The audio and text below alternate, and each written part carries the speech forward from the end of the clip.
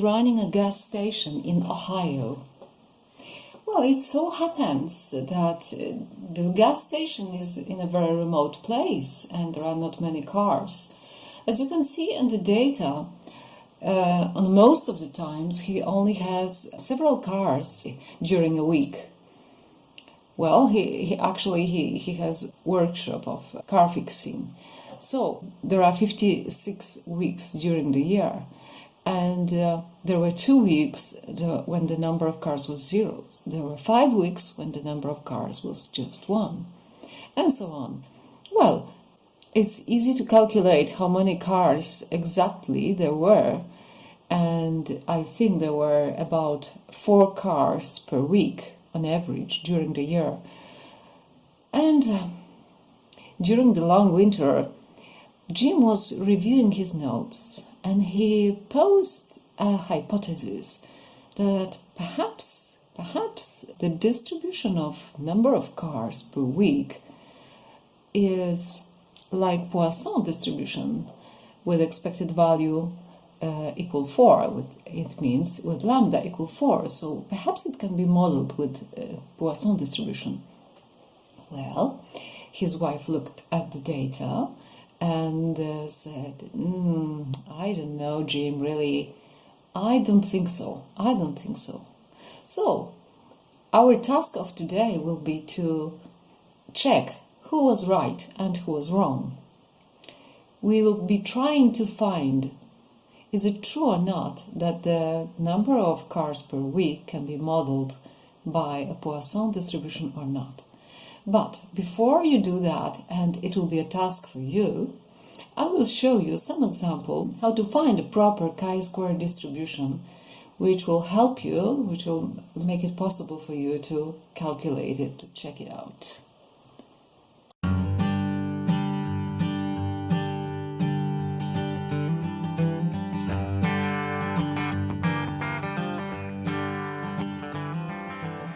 The assumptions of chi-square compatibility test. We have to check compliance of the observations received with a certain one, discrete probability distribution. Let us assume that variable random x has only the values x1, x2 until xk. Each of them accepted is with some certain probability p1, p2, pk. You have seen such distributions many times. So, the null hypothesis is that the probability in our observed data, referring to occurrence of x1, is equal to p01, just like in this theoretical distribution, and so on until k. In other words, that all the probabilities match.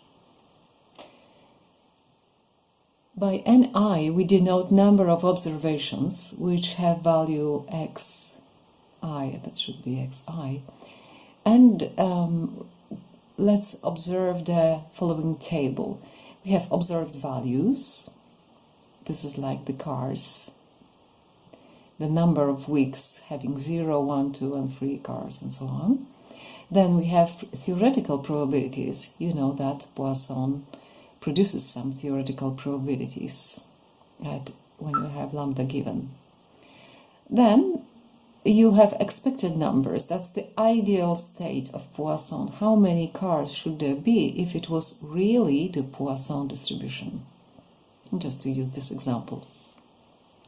Then let's observe that n0 in the formula which will follow means the sum of all n's in the first row. Okay, so then we calculate the statistics chi-squared, which is sum of ni minus np0i over np0i. So it means the differences between first and second rows squared divided by np0i. np0i are the expected ideal values.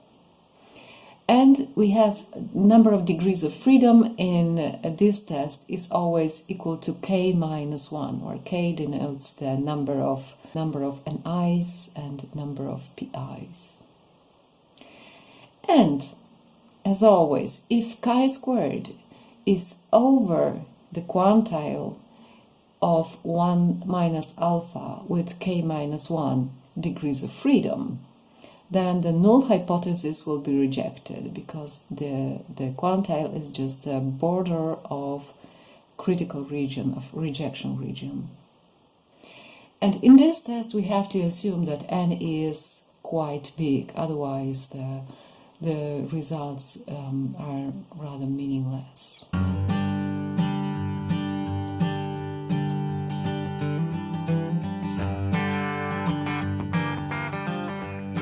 Let's consider another example, one we had 1 week ago.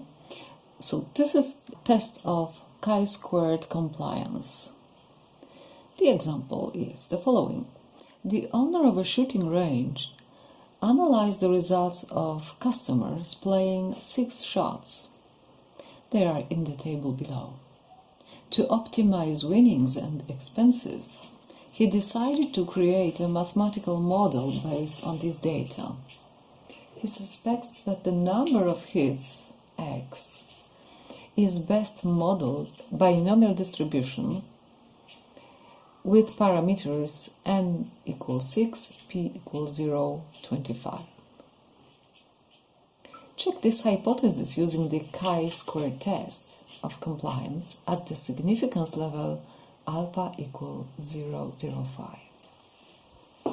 As we can see in the table, there were 30 people who had no success in the 6 shots.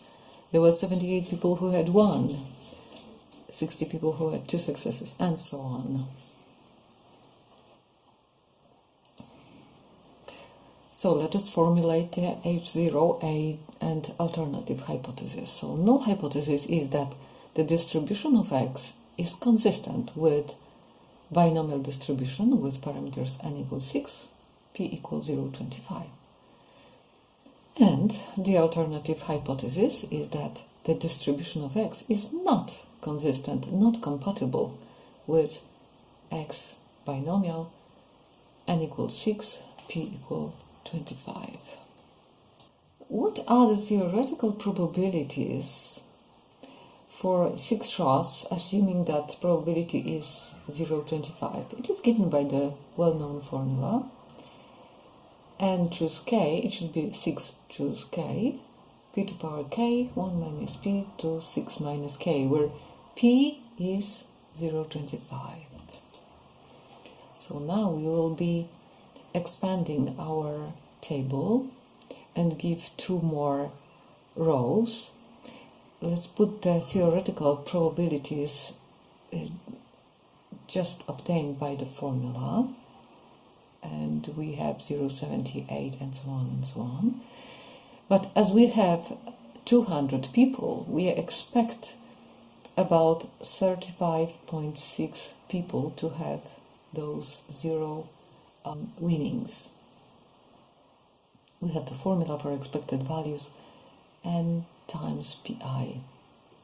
Those numbers do not have to be rounded or anything.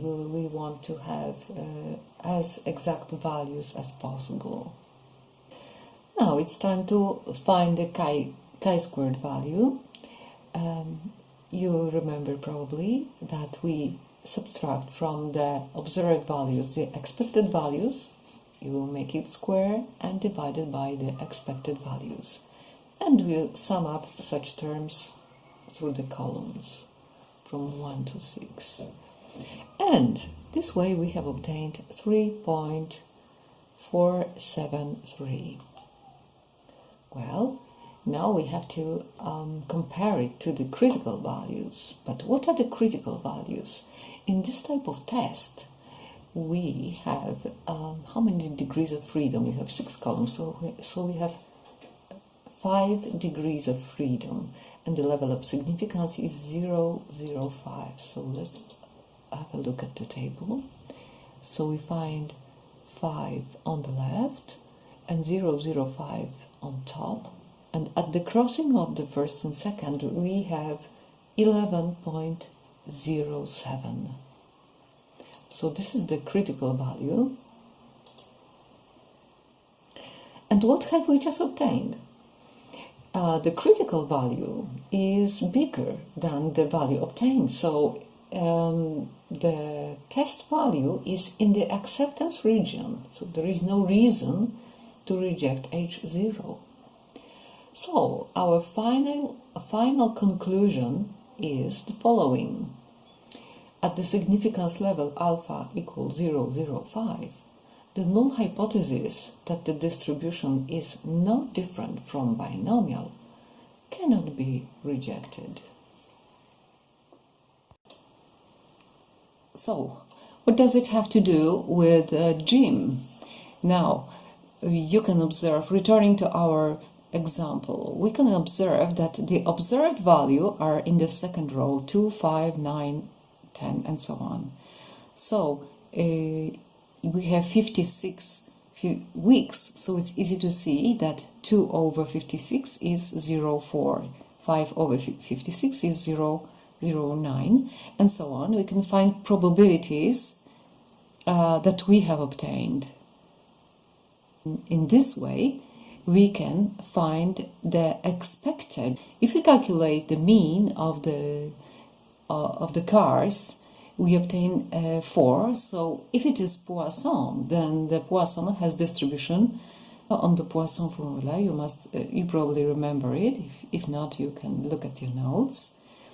Then we can find the probabilities corresponding to the Poisson for x equals 0, 1, 2, and knowing the total number of cars which arrived at the Jim station, we can find the expected number of cars that should arrive. The expected number of times a certain number of cars should be appearing.